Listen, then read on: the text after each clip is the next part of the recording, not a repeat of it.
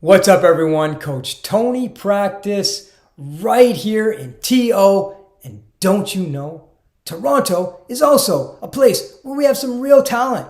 And in this video, I thought I'd feature some of the boys who drop in to get the work in the off season using my trainings. Because they know it's not about just developing the skills, which they have plenty of. It's incredible what they can do at such a young age too. 13, 14 years old, basically, going into high school. But they know on the court with me, it's also about the smarts, because I'm going to stop them. I'm going to error detect and correct so that they have that 1-2 punch, lethal combination of being able to showcase the skills and the smarts that's going to help them progress and advance into higher level basketball. They're already so talented and elite level players for their age, but they're not perfect. They're learning, but they do things so well. They pick it up and they play beautiful basketball. Look at how we do it. This will help, I think, any player understand the differences, okay? Have a look.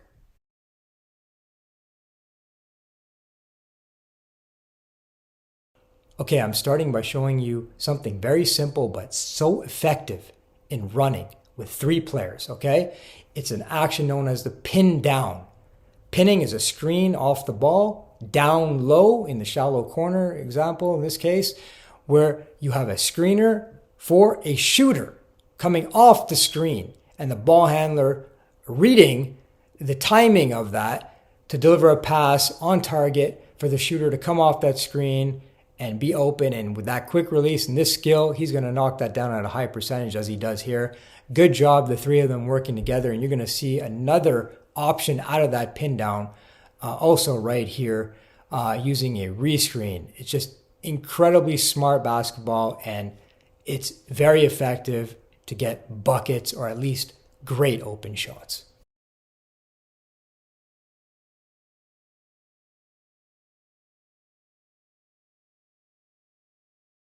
Here's a boy who's trained with me over the years, and I can tell you he does all the dirty work, all the little things that make a difference, particularly off the ball, screening concepts, knows he's playing with an elite shooter, same player you keep seeing over again. But look what he does when he passes in the ball. Immediately turns his back, acting like a shield, giving the shooter time and space, and he's going to hit him with that 3. Okay, watch these 3 players again demonstrate the awareness, the smarts, in using the off-the-ball screening concepts and even applying a stagger screen, which is a secondary screen for the shooter, and then having that awareness, the smarts to react to what's happening as he comes off these screens. You have to know whether to shoot, drive, or pass. In this case, he recognizes a mismatch because there's a switch, dumps it into the big fella, he goes to work, easy bucket at the rim.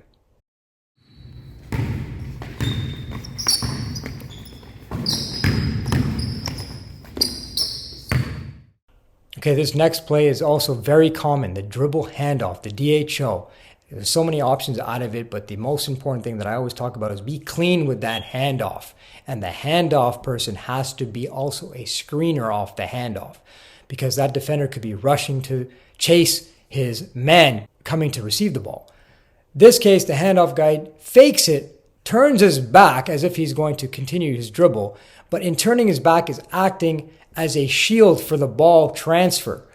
Receiver takes the ball, there's a switch defensively, drop coverage, so he has gap to pull up and shoot, which he does. He's skilled and he's smart. The 2 of them worked in a skillful, smart way to get the bucket. Well done.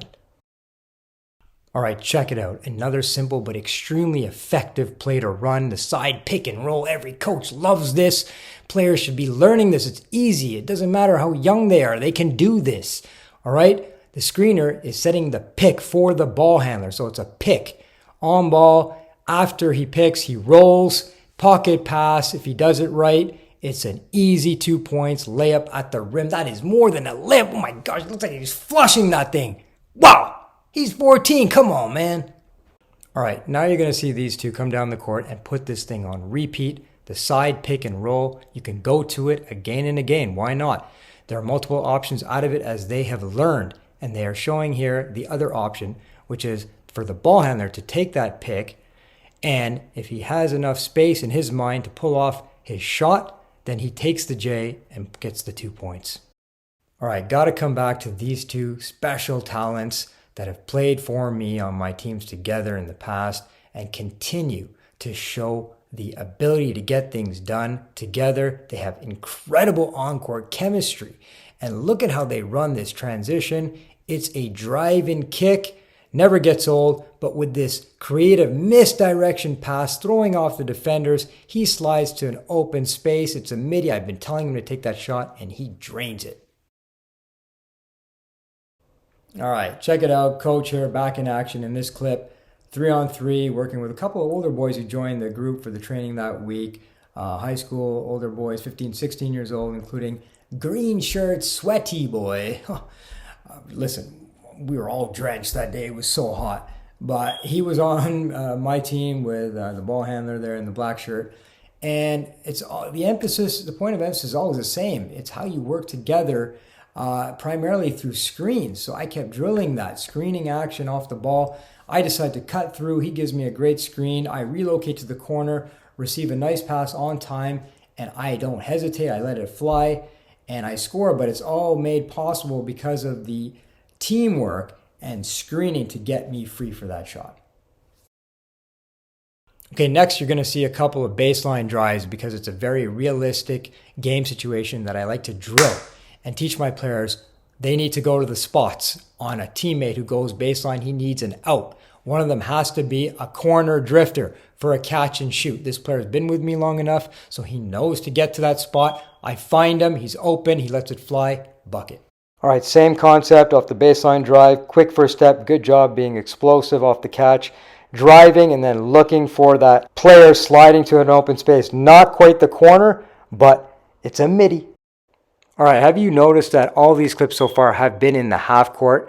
Because that's the reality of the game. 60-70% of it is learning how to play smart basketball in the half court. But the reality is there are times where you have to play fast, push the ball.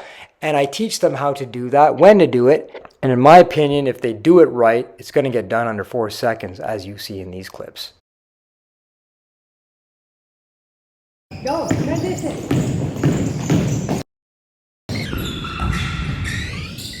Good shot. Players, coaches, hopefully you've seen from a quick snapshot of my trainings that I really emphasize multiple touch possessions where players are involved, teammates are involved, and it's not selfish individual play. It can be a two-man game on the side sometimes. It can be a three-man action. It can involve 4 players or all 5 ideally. There's a reason why there's 5 players going up against 5 in a real game. But in practice or training, if you have less, try to get multiple touches. It's really, really instrumental for creating a good team environment and for getting buckets. You got to work together. It's just better basketball. Too much selfish play going on, in my opinion. Too much individual one-on-one without the correction. I mean, there's times where you should do that, and you're going to see next when you should do it. And if you have the skill set, go for it. But it should be matched with the smarts to know when.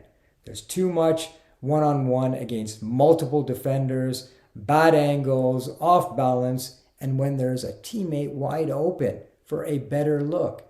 All right, so got to cut that out, but definitely implement one-on-one ISO if you have the talent and the smarts to know when to pull it off, as some of these players do here.